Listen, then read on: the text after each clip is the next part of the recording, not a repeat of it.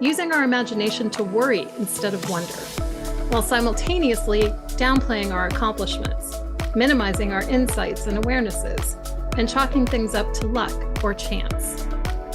What if, just for today, you consciously chose to make a really big deal out of all the things that you want more of, and you consciously chose to make a really small deal out of the rest? Give it a try today, and then make it a trend. I'm Beth Larson, host of the Flourish Frequency Show. Welcome to Get Big Out Loud Radio, where we explore living the complex, funny, and beautiful ride of life with me, Carrie Knutson, and Dr. Pat on TransformationTalkRadio.com. Are your thoughts keeping you small? Are you ready to get big? I will offer you ideas to transform what you are thinking into conscious action. Explore what is keeping you small and how to shift your behaviors in order to get big. Learn what is possible for you. Get ready to get big and live life out loud starting now. We have got a great show. I'm Dr. Pat. I get to join the most incredible Carrie Knutson on this show, her amazing show, her long-running hit show. Today's topic is so on point. When Carrie picks a topic, I'm always like, OMG, she had to be here with me. She had to be here with me over the weekend, a little bit of last week. This is the topic that I know most of you are going to be like, really? Yeah, the things we can't rush. You got that? The things we can't rush. So what's Dr. Pat's number one thing? Grandma's 2-day-old, amazing meat spaghetti sauce. You cannot rush that. If you rush it, you don't get grandma's sauce. You get some version of sauce that doesn't really have any of the elements, the smoothness to taste. My friend would tell me, you can't rush a good bourbon, but I don't drink, so I don't know about that. Today, you're going to hear what Carrie Knutson talks about. This is a culture where we value speed, not even little speed, like mega speed. You know, you ever notice this, Carrie? Like we're now in a culture where if we have to wait 3 seconds for the TV channel today, we're calling the TV provider. Oh, like you hit the remote, right? Right. Well, and most people don't know what time before remotes when you actually had to physically get up and turn the channel. You know, like there was a time not that long ago when you just got up to turn it. Yeah. And that's why when we talk about the things you can't rush, there's so many things in our lives we know we can't rush, but then the counter argument is like of society is like hurry up, and we're kind of, our attention spans are getting shorter, and that idea of like we can't even wait the 3 seconds to turn something, it's real, right? So that's the good part about talking about things today, is there are some things we just can't rush. And what is the value in bringing some consciousness to why is it hard to be patient for those things? Like, the 2-day, that sauce you're going to taste that your grandma is going to taste so good. But in the time it takes to make it, some other things pop into your head about, I could just do this easier, open a can of ragu and just be done with it. Because I have done that. I have done that because I'm busy, right? And so that's what I wanted to bring up today, because I do think it's important to like analyze a little bit about the cultural messages that we get versus what is helpful to us internally. And the whole goal of the show is around like, can we just become conscious of some ideas so then we can counter them without just being pushed by them? Like, we can get, do I really need, can I have some patience? And what does patience mean anyway, right? When you think about patience, so I wanted to explore some of those topics today around like what we can and can't rush. What does patience really mean? Because tell me what patience is, because most people don't understand it. I actually had to look up tenacity for an episode I'm doing, but people don't understand what patience really means. Now, with grandma's sauce, you couldn't leave it. It's not a crock pot project. You understand? So that meant for 2 days, you are not leaving the house. You understand? So what does patience mean? Well, I looked up because I wanted to counter it with like the definition. So I'm just going to look at it. The ability to accept, this is going to Webster's, by the way, okay? The ability to accept obstacles, delays, and adversity in a calm, self-possessed, and uncomplaining manner. And when I read that, I'm like, oh, it's very hard to be calm, self-possessed when you're trying to be patient. And it sounds straightforward, right? But when you try to practice it, when's the last time you're like, oh, I'm having a problem. Look at me being calm or self-possessed or uncomplaining. We're kind of primed to do the opposite. And so I want to explore first about like, why? Well, because sometimes in a world that says, go faster, do more, it should have been done yesterday, give 110%. And if you're trying to be patient or live in the moment or take a beat, it's almost antithetical to the pressure of society. So it's like, what's wrong with you that you're not responding like with what's next or hurry up, or like, even have you noticed like if someone like is like on the way to, I have this goal, did you reach it or not? And it becomes very much like yes, no, good, bad, I did or I didn't. And that's why it's hard to be patient too, because you want the end result to show itself. And so that's hard too in a society that like, what's the end result, how did you get there, not like how was the journey for you. No one ever said like on the way to go, how was that journey for you along the way? And sometimes we're so focused on, what happened, what was the outcome, how quickly could you do it? Because efficiency has become another thing in our society. Like, be efficient. Like, don't just drive somewhere, drive and be listening to a podcast, or like drive and be listening to your voice messages, or like have your book on tape so you can drive and listen, or like don't just make like a couple trips in after the grocery store. Like, you better get it all in one trip. You got to be efficient. And sometimes you're like, why can't I take 3 trips in from the car? Or like, why can't I just drive somewhere and drive, or just call somebody on the phone, not while driving, and just call and just talk? And like what is this drive? And I really think we have to look at society's idea of what it means to be productive, also how we're driven towards producing things and doing things. And then that leads to us also saying, like, if you meet somebody, a lot of times we say, how are you doing? And people say, I'm busy. Busy has become a feeling, an identity, sometimes a badge of honor. Like, look at me, I'm so busy. I'm so busy. And sometimes if you want to one up somebody, like, oh yeah, I know, I'm crazy busy. Like, and then we're all busy, so then it's all okay.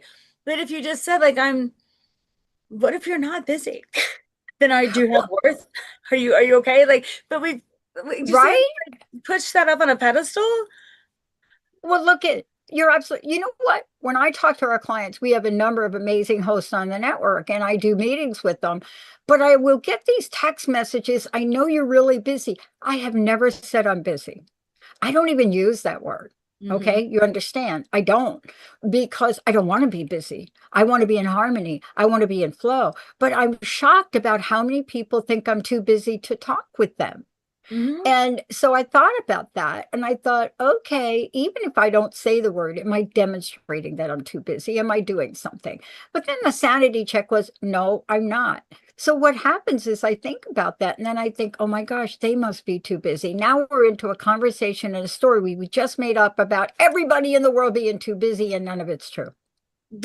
Yeah. But then also that's like, what if you didn't say you were busy? Then like, what's wrong with you? Because everyone else is. Oh my God, yeah. Like, get busy. But then at the same time, find time for yourself, like that whole take care of yourself thing, but not really, right? Because the rest of us are busy. And I think it's hard for some of us to just to see that busyness is different from like progress or actual movement. And sometimes we mistake that our busyness for making progress, and we're just busy doing a lot of things, but like, are we making progress really?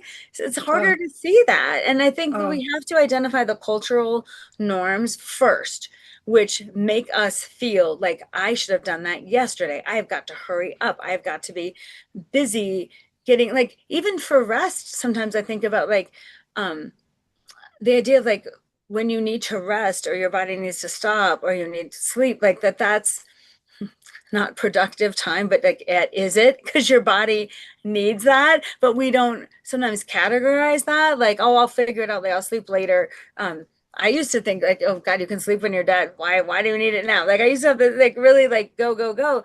And we have to counter that, like, is it productive to stop and rest? Is that still productive? Yes, because your body needs that. Like, but it doesn't look like you're doing something. And again, countering these messages of like, what is my busyness about versus when I'm working on, is am I making progress? And can you look at the duality too of the like all or nothingness, or the fact that I do feel like the idea of having patience is almost antithetical to most messaging that we're getting. Like when you make a goal, what are your SMART goals? Can you measure it? Can you see it? Can you check all the things in SMART goals? Which I just get to the S like part, and then I'm like, what is that? Like, you know what I mean? But like we try to like, we even in our life, like trying to categorize things and measure them, and like I don't have one of these, but you know, the watches that can measure like your steps and your sleep patterns and your heartbeat, and they can remind you to stand up, and they can like, so you can have a lot of measurements of all kinds of things. We can measure so many things, like, and you can look at your workout, how long you worked out, what your heart rate was, how many miles you went, whatever. But then, so those are measurable, and we really like measurements because it's tangible. Then what if on the other, how can I measure my healing progress? How do I measure trust being built in a relationship? How do I measure if I've gained some wisdom? Like, see how like hard it is to be like, and then our brain's like, well, these are facts and these are tangible. So then we lean towards that because we like to measure things. We like tangible, acknowledgement of see what I did.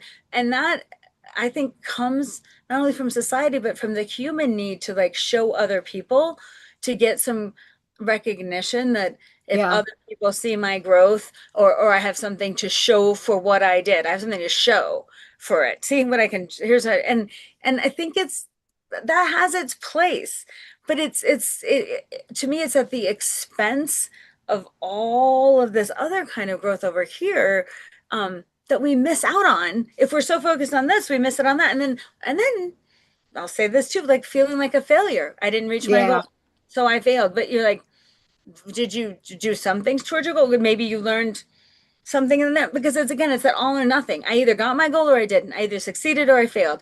I either got my time or I didn't, whatever thing. So then we're left with a lot of people feeling like failures, instead of being able to say like, well, let's talk about what you learned along the journey, or that you're learning, or like, is the end goal the really goal, or is it the tangible thing that you want to show people?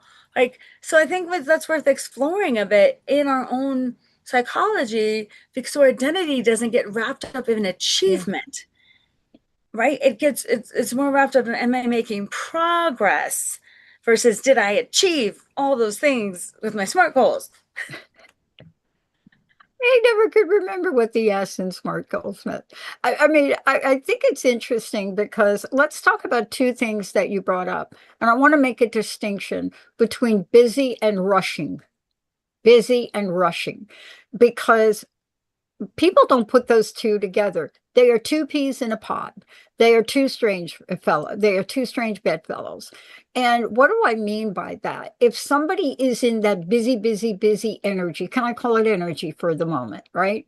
Energy.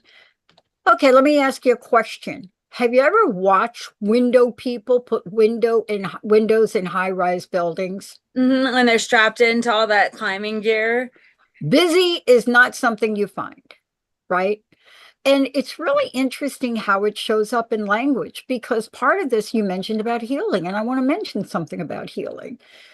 Look, I've gone through a healing journey. You've gone through it. Mine was 10 years, because it's not very easy if you use holistic medicine. And I had to use it because nobody else could figure out what's going on with me. That was my last option to healing, to feeling healthy. And I remember going into Dr. Darvish's office, my naturopath, the first time, right? And I go in and I bring her all my stuff. And she does her magic, and he says, well, the good news is you don't have this. And then she says, well, the other news is more to be revealed. And I looked at Dr. Darvish like, what? What? Okay. And I'm waiting for the more, like in that first visit. And then I walk out just like I did the first time I met with my therapist in 1980, I don't know what. And I said, okay, we're done now, right? Okay. So that is the way we think about things though, right? It's like Yeah. Fix it. therapy, we're done yet. Dr. Yeah. Darvish, am I fixed? Yes. If I Am I fixed? Am I done? Is it am I over? fixed? Am I done? Yeah. Yeah. Yeah. But And to I your also point, think tell me what to do and then I'll do it and then I'll be done. And sometimes that whole idea of like more to be revealed, that's a beautiful way to say it. Like, well, you got to start sometimes and then the next thing will come. But like notice again in our psyches, almost like, okay, are we done here? Like I said the thing, are we done? Like some things can't be rushed, but we are inclined to rush them. And I feel like yeah, I think for me it's interesting, kind of like you, I notice if I'm unchecked, I know I'm not very patient. Like I want to do the next thing and what's next. I want to go. What's next on the schedule? What's next on the thing? What are we doing next? What do we finish? And I took a test, an assessment, not a test, an assessment for emotional intelligence a few years back, and one of the things that came up that I was lower on was impulse control, and I was offended at first. I'm like, impulse control. I have impulse control. I totally do. And then I was like, what does that even mean? And I'm looking it up, feeling like I failed because I got to. And this is also is not it's an assessment of like you can't fail the assessment. It's just insight, right? It's not like good or bad. But I took it immediately, and I even study this, right? But here's my humanness coming out. I'm like, I'm low on impulse control, and then I got all angry about it because I have. And then I tried to prove to myself, yeah, I do have impulse control because I didn't want to fail the assessment. And then I had to laugh about I don't know, like 20 minutes later to see my initial reaction. Then I was laughing at myself to be like, you're not, you don't have actually great impulse control. That's another word for patience. And this is yeah, really great insight because you could use someone, which is why you wanted to take the assessment in the first place, because I work on everything with emotional intelligence. And if I don't look at myself, what am I doing teaching it, But it was a laughable moment for me because impulse control connected to patience, connected to waiting, and I was like, I have to work on that. It's not my default to be patient. Then I live in this culture which kind of goes with my default of faster, more, go, hurry up, and I have to consciously be like, slow down, take a beat, take a breath, maybe don't solve this today, maybe time out. Like I have to really go to another place to do that. But I think it'd be funny for listeners in their own life to notice in what places where you like think you have patience, but you don't, right? Or like for me, impulse control on my evaluation, my assessment, and then like thinking like, why don't I have impulse control? Because I want to make things happen. And so I just think it's a good moment for all of us. Even if you look at your own life, your two examples are perfect. Are we done here? Do we wrap it up? And then be like, this is the process. That you can laugh about it is good too, because these are our human foibles, our human condition. This is, how we show up in the world. And if you can acknowledge it with some love and some compassion for yourself instead of judgment, that's where, like, now I can say, like, I'm working on impulse control, but without like, and I'm horrible because I don't have it, versus like, oh, this is something I'm working on. yeah. But you see what we're talking, let's cover a few things. I want to cover some of the things that you've outlined to talk about today, but it's really kind of laughable. We have to laugh at ourselves. I remember going to Dr. Jean Houston, who recently passed away, and we are going to miss her. But I also studied at that first a workshop she did on leadership. I was one of the first to be in the first workshop she did, 10 days, right? And all of a sudden I'm like, really? 10 days? It takes 10 days, right? You could see, right? So I get there and I got to work with the most amazing woman who actually left this planet way too soon, Dr. Angela Sarian. And I remember being a private conversation. We got to work with people privately, and I just wanted to work with her. And you know what she gave me to do? And I misunderstood the task. Why? Because patience also goes to listening, doesn't it? Yes. You have to put the patience to listen. Yes. So she said something like, I have an assignment for you. I want you to literally watch grass grow. I want you to watch grass grow. I want you, but she was using it metaphorically. So what do? I go out to the workshop, and for a month, I watched a grass grow. And I was so obsessed about it that I dug up the patch of, I had the patch of grass and I would not cut around it so I could watch it grow, because I thought I watched it grow. For an hour a day, I would go out and watch it grow. Now, clearly she laughed her butt off. That wasn't the assignment, but it really was.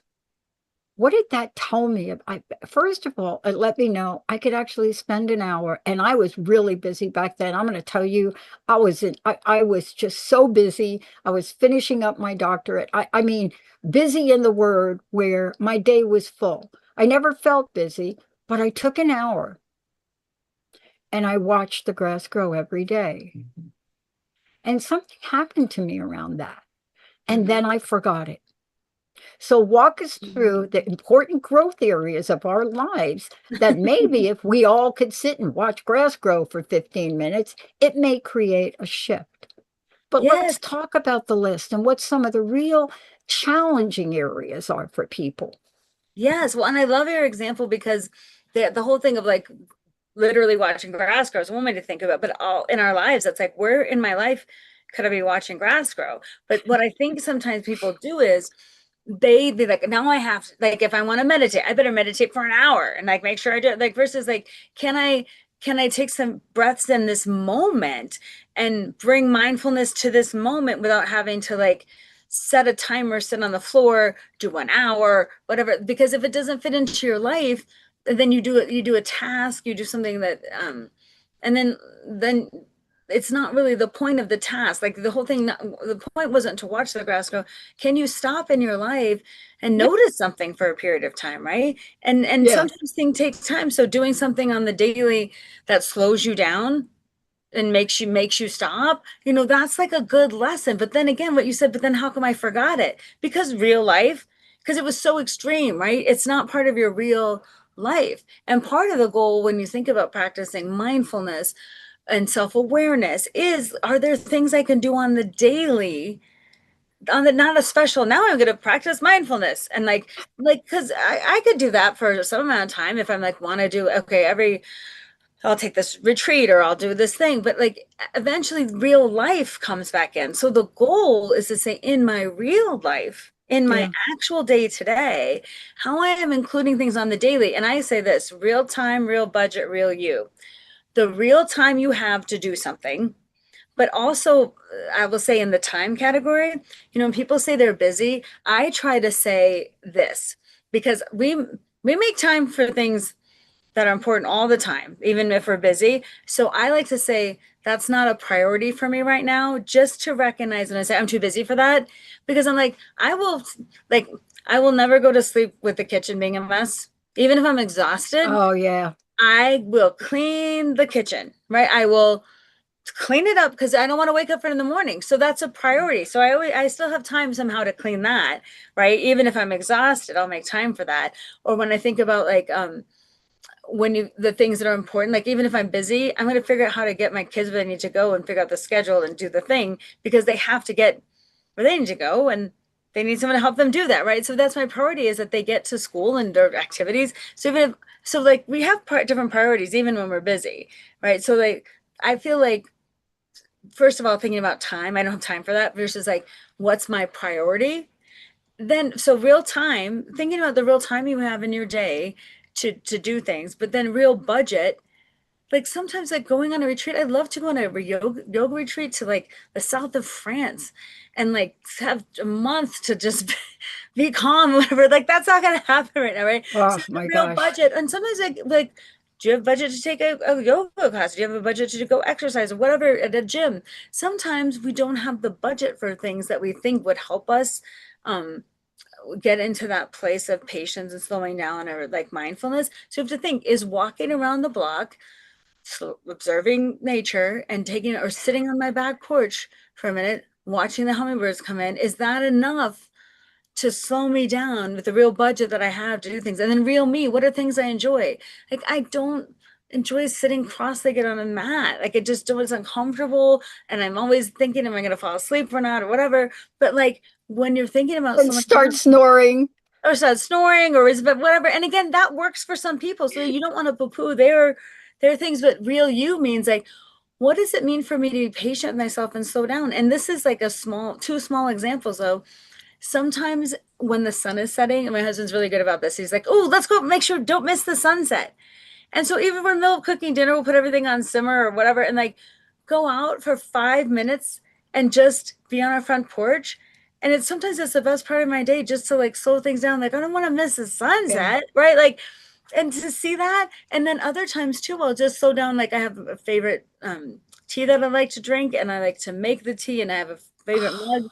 And sometimes it's just like, I'm gonna like take the time to make this tea that I like, let it simmer, get my mug out, and just sit, and not sit and scroll, and not sit and be folding laundry and sipping my tea and doing whatever. Just like, I'm gonna enjoy this tea and sit somewhere and just drink my tea for a minute. And sometimes that's like a 10, 15, 20, whatever it is. But is that enough to slow it down in a way I could do in my daily life? So real time, real budget, real you.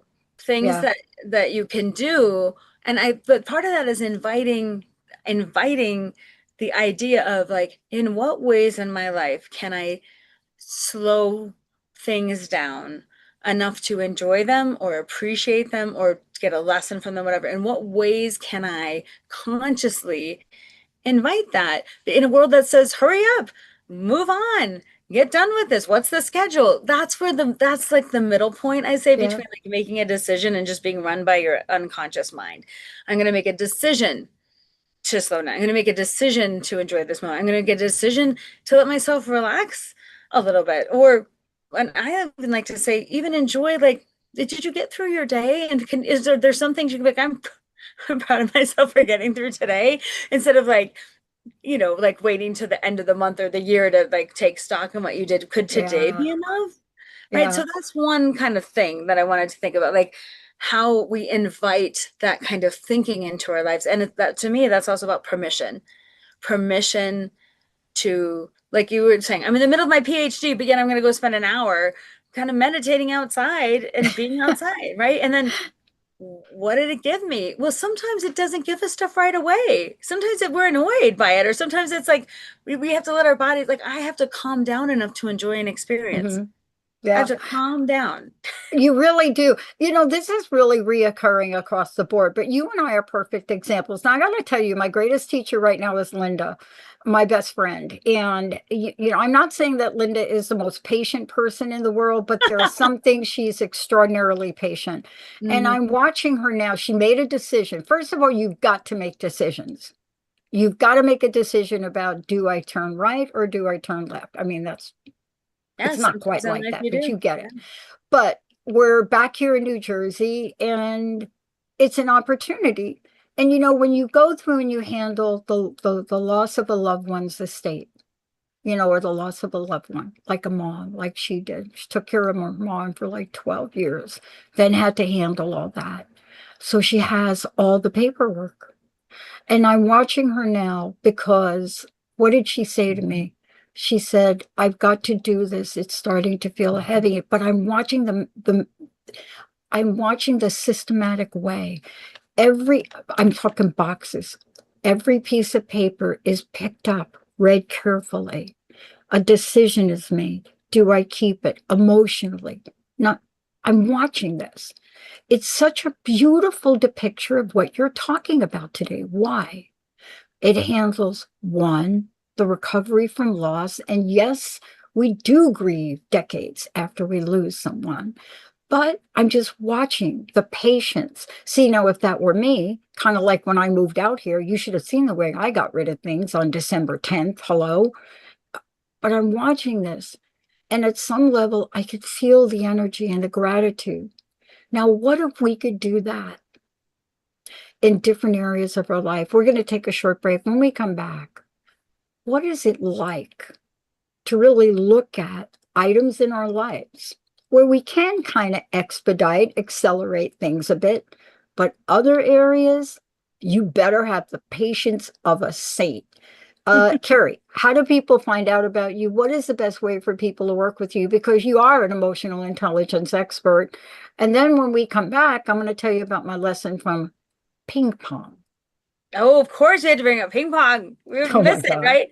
So you can find out about me at KnutsenSpeaks.com. You can find about coaching, about my presentations, about my keynotes, about my one-woman show, and all the various things I do that encompass Knutsen Speaks. And I didn't post my EQI assessment, but now everyone knows I'm a level 1 impulse control, everybody. Like you won't find that on my website, but I'm telling you that now. I should take that. Great. So that's where people can find everything about you, how to hire you for speaking, and all of the above. When we come back, we're going to talk about the story of growth and patience and how they relate to so many, many things. But I am going to challenge you to take 15 minutes a day and watch grass grow. Really just watch it. Watch it. You'd be amazed at what you see. Let's take a short break. We'll be right back.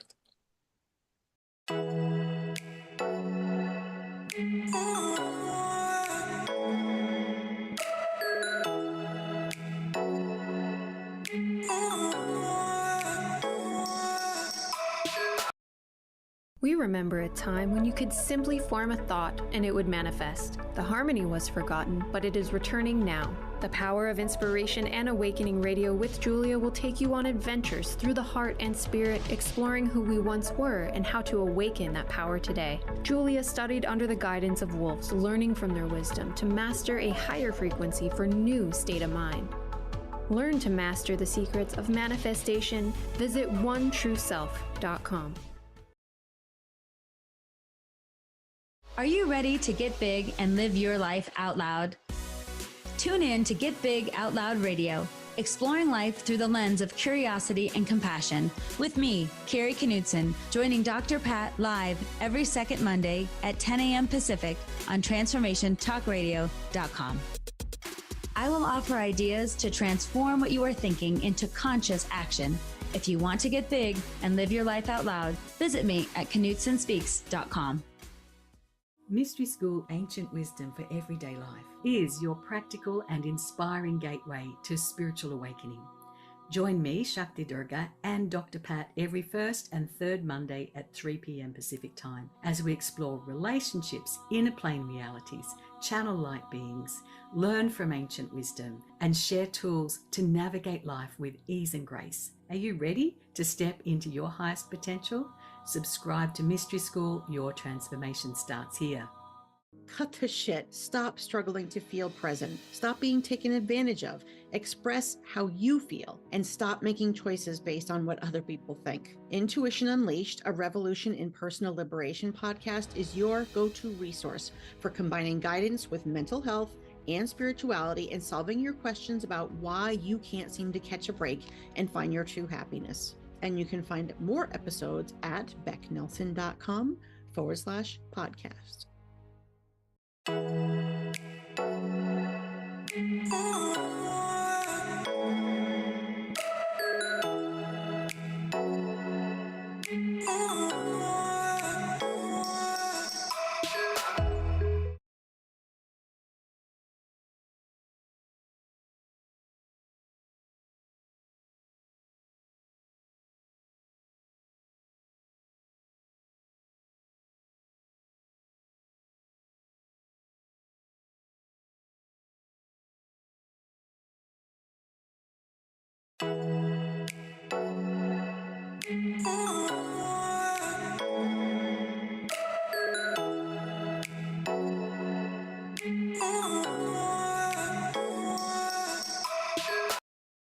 We remember a time when you could simply form a thought and it would manifest. The harmony was forgotten, but it is returning now. The Power of Inspiration and Awakening Radio with Julia will take you on adventures through the heart and spirit, exploring who we once were and how to awaken that power today. Julia studied under the guidance of wolves, learning from their wisdom to master a higher frequency for new state of mind. Learn to master the secrets of manifestation. Visit OneTrueSelf.com. Are you ready to get big and live your life out loud? Tune in to Get Big Out Loud Radio, exploring life through the lens of curiosity and compassion, with me, Carrie Knutsen, joining Dr. Pat live every second Monday at 10 a.m. Pacific on TransformationTalkRadio.com. I will offer ideas to transform what you are thinking into conscious action. If you want to get big and live your life out loud, visit me at KnutSonSpeaks.com. Mystery School Ancient Wisdom for Everyday Life is your practical and inspiring gateway to spiritual awakening. Join me, Shakti Durga, and Dr. Pat every first and third Monday at 3 p.m. Pacific Time. Cut the shit. Stop.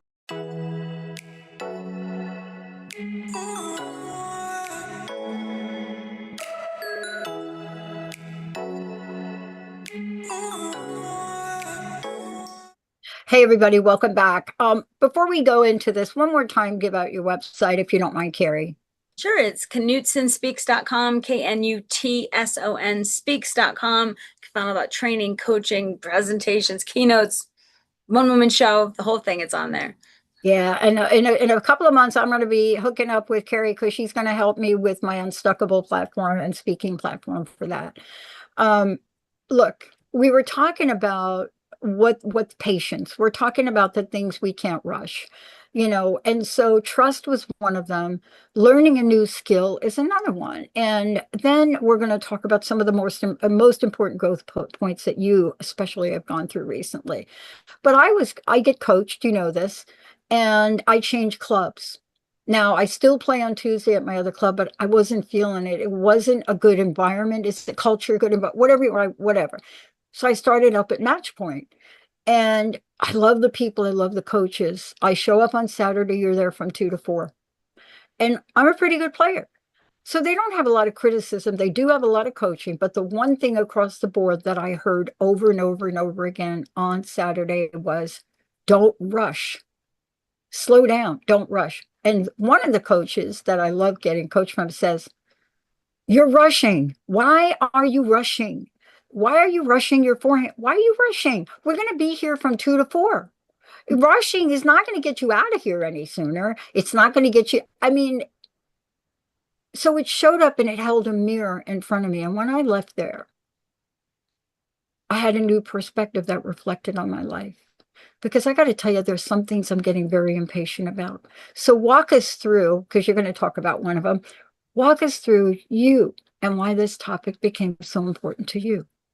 Yes, well, it so came up like in my face this month because I had a back injury. I talked about this before on the show. In February, I hurt my back really bad, and months of recovery. And I like in bed recovery for days, kind of recovery, like a big a brace on my back, physical therapy appointments, chiropractic appointments, rest of it, like going to the doctor, like all the things, and then like only doing one thing in a day, which might have been to go to an appointment, come home, and then that was enough, right? Like days and weeks, and then now months of it. And so I finally got cleared to go back to the gym, and now it's June, and so I went back to the gym, and I was feeling like happy about getting cleared by my doctor, my physical therapist. Like I can go back to the gym, and we talked about the exercises I can do, and I was feeling good in the moment, but then I go to this gym. It's called Coco, and it's a digital gym. Essentially, you can put your fob in, and it keeps track of your workouts and all this stuff. And it said,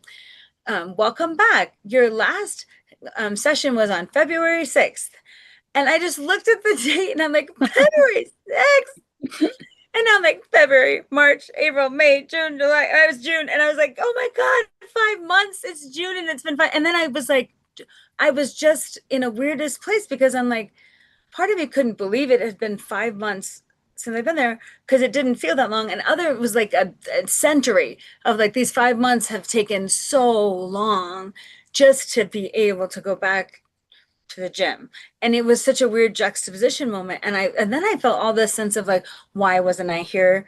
Why couldn't I come back in March or April? And I'm like, well, or May, because it's June, right? And then I played these games in my head. I was like, you've got to stop wishing something different because you're here in June because it took you till June. And even my physical therapist, she was like, you're doing really good for the injury you had. Yeah. I wouldn't have expected you to go back sooner.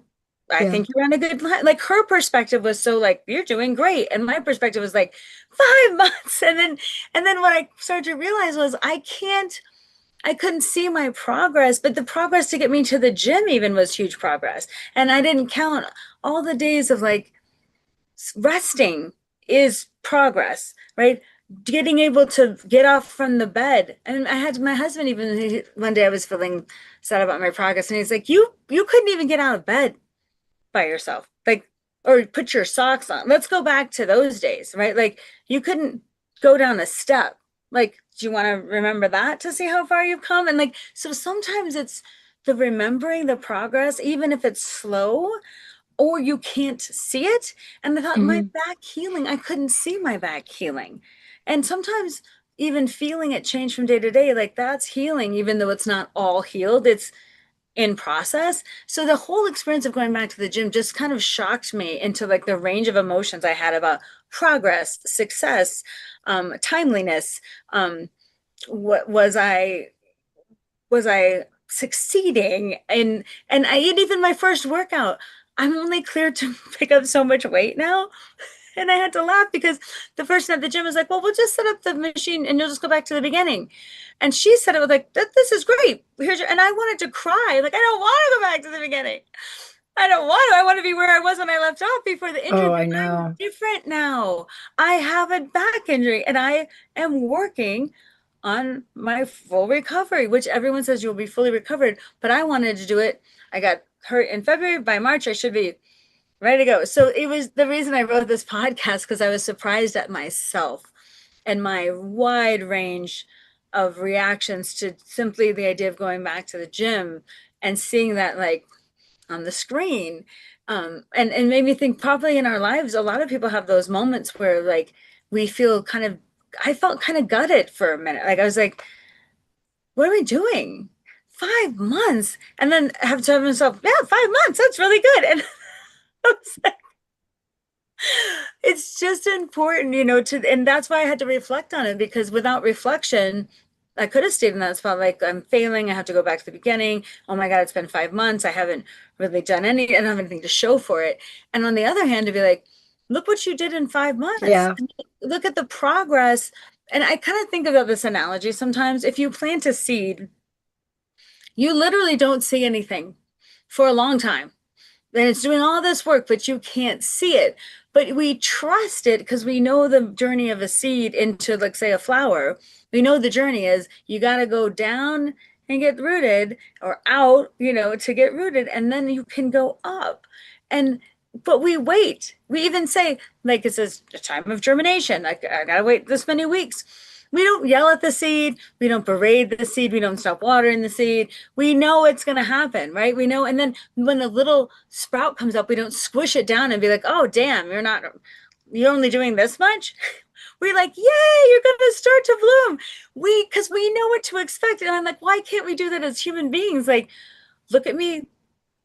Maybe it's the stuff nobody can see, but I'm working on stuff, right? And maybe it's going to take whatever time it takes, because that's what it takes. And also, when I see a little bit of progress, why do I want to stomp it down like it's not good enough? Right. Like a little shoot, right? Like, and so I think Right. it's a good comparison, because so much progress and it happens in things we cannot see, quantify, or measure.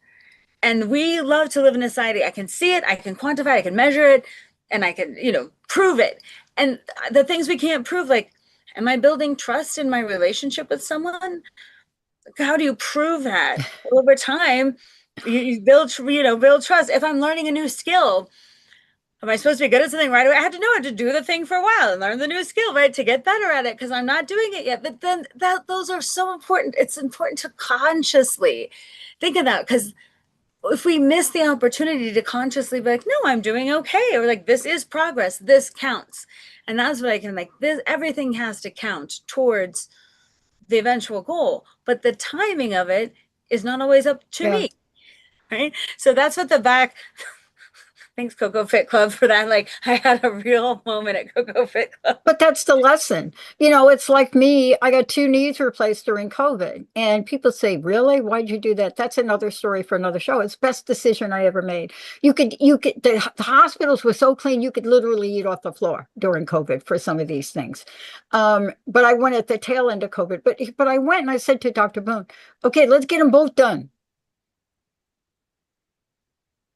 Let's literally cut open your knees, each of them, by about 12 inches and get them done, is what I'm telling him. He said, well, we don't really do that anymore. Why don't we do one at a time?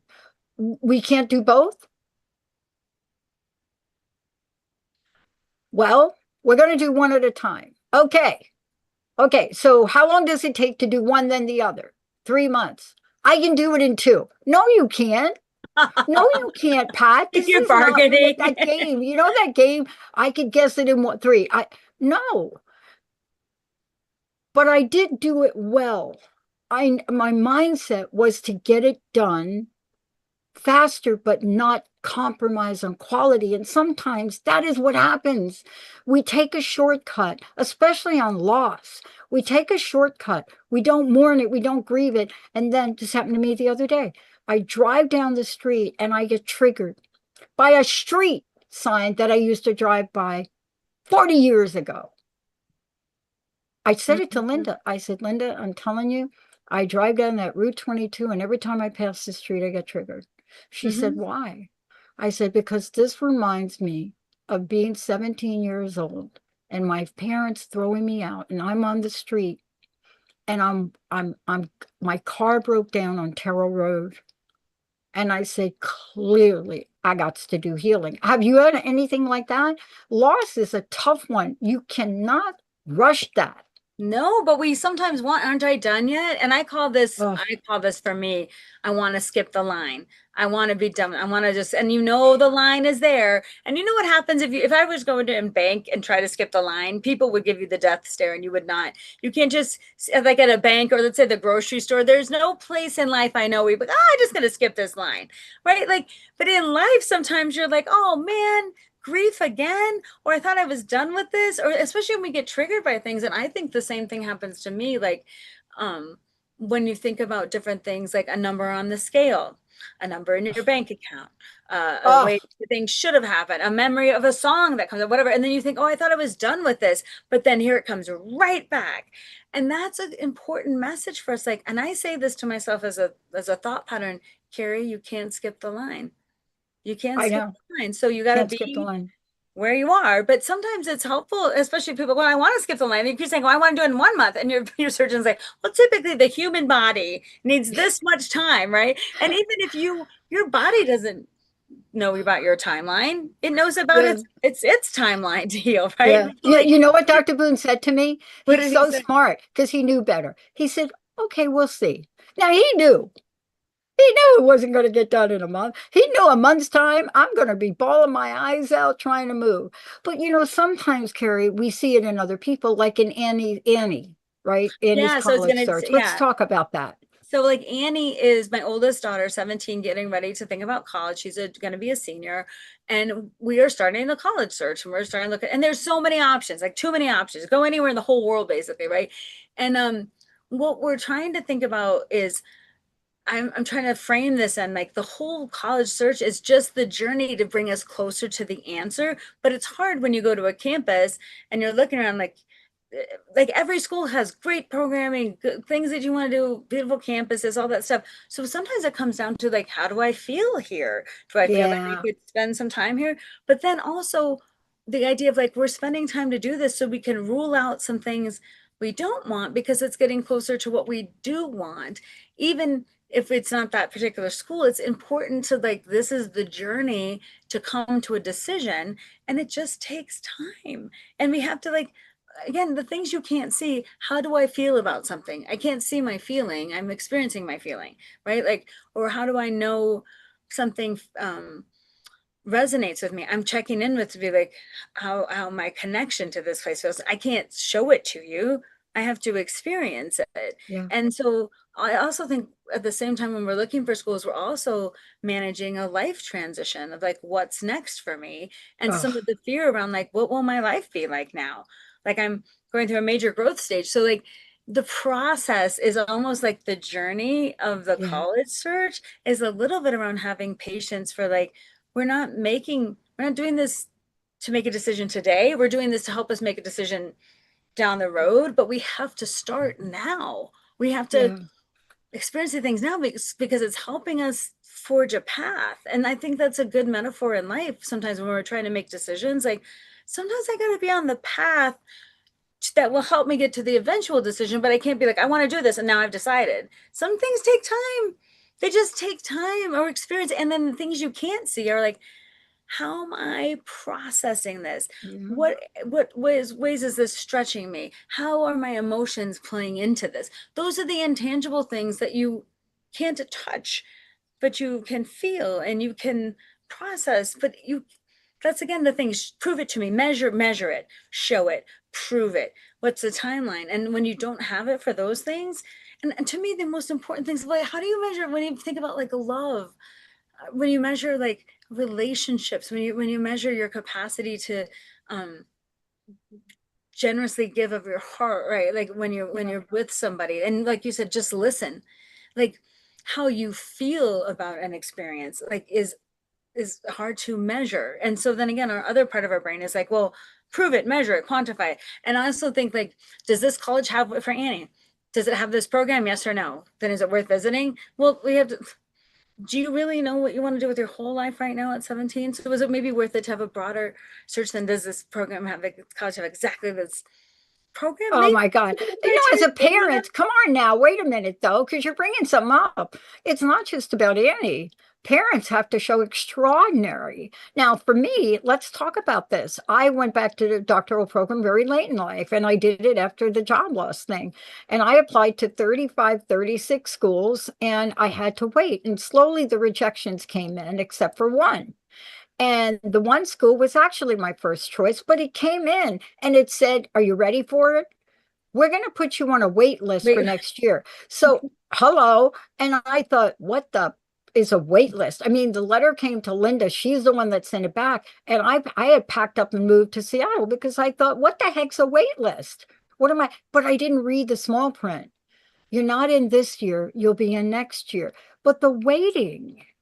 The I waiting can only imagine what Annie is doing right now. Right. And so many kids across America right now, right? You're just you're waiting, you're looking, you're thinking, and your thing is such a perfect wait list. I know what's going to happen, but now I have to wait. So I have to be patient because I wanted to do it now. And you're telling me I have to do it later, which is such a good example of like, I want my knee fixed now. Well, your body will let you know when it's ready. Or like, I want to be back from my back injury next week. And my body's like, yeah, not going to happen.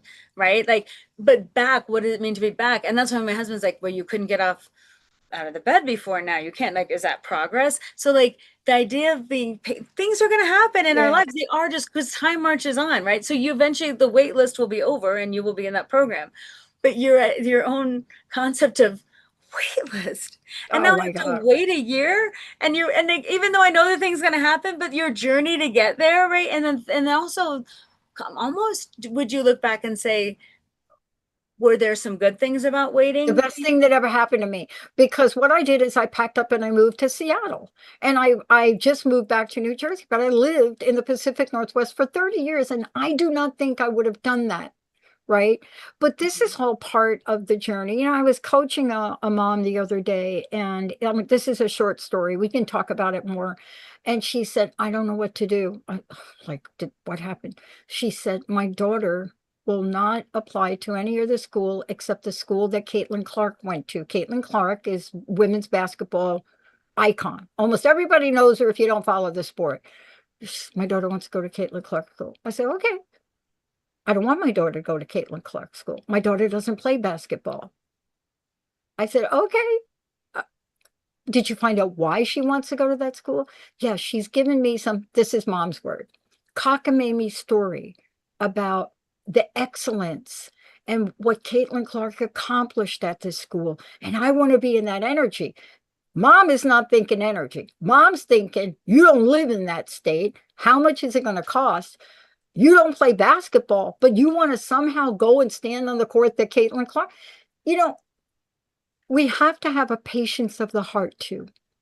Our children, our bosses, they ain't always going to give us what we want when we want it. The universe. But I got to tell you now, the key for me, and I want to hear your closing message. You know what the difference in my life is? And I pulled this out and I read it to Linda this morning. What gives me a shift is my big book and reminds me that I turn over 20 to 30 things a day to the God of my understanding. And I say, God of my understanding, that's in the big book. It doesn't matter who you pick. You can pick the goddess. You can pick Isis. Whoever you pick doesn't matter. You can call it the universe or the grass. But 20 to 25 times a day, I'm doing that. And then I'm saying, thank you. Because we have to trust in something outside of ourselves. What a great topic. What do you think about that? What's your message for today, Carrie? Yes, that's so beautiful. Trusting in the process, because it's a process, right? Like, and the things we can't see, and like, but the process is life, right? And the progress isn't always measurable. So bringing that to light, to be like, yes, in a world that says, here's the mom's financial considerations with her daughter wanting to go to school, and here's the daughter's dream, right? And then here's the like, and where do we find the journey that's going to get us one place or another? Because that thought might lead her somewhere, which might lead her somewhere else, but it's a process. And that's what I think is like making sure we understand and remember. We can understand, but sometimes we forget. So that's why I would say not only understand it, but then remember, especially in times like when I'm looking at my Coco thing, 5 months, and they like, yes, 5 months, or you'd be like, I'll be done with my surgery in a month, right? Whatever we say. And I wrote this out because I want to be able to say my closing message. I wanted to say, like, the definition of patience, I wanted to change it a little bit from the first thing. What if it's the ability to trust that something is happening even when we can't see it? So what if we redefined patience to be like the ability to trust something is happening when we can't see it? Or saying healing is occurring before my pain is even gone, but I'm healing, I'm in process. Or that growth is happening before I feel confident that I've achieved my goal, but I'm still growing, right? Like, and don't forget the little seed is doing something, right? Including us as the seed metaphor. And then maybe too, like, trust in the fact that before I have evidence to prove something, I could also just know something. Like, the evidence might be inside us first if we take the moment to think like, I'm going to get out of my hurry up, rush, get it done, goal achievement culture. And I'm going to be like, what my evidence might be how I feel about something. Or my evidence might be how I've shifted somehow. My evidence, like, what's the idea of that? And then I think too, like, if we think about what's meaningful, really a lot of those things happen before we can see them.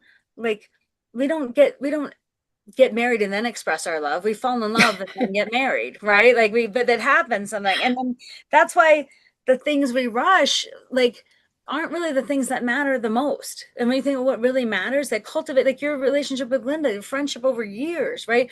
My marriage to Joe, 20 years of marriage and then 16 years of dating, all the things that can't be rushed. It just has to be what it is. Raising children, you raise them, it takes time to do that, right? Like, things in our life that we want to achieve. And even if I put it back to my back thing, like, okay, it took 5 months, but here I am. So like, don't be so sad all the time to like, now I'm kind of proud of myself, right? Like, I switched from like that, like, oh no, to like, okay.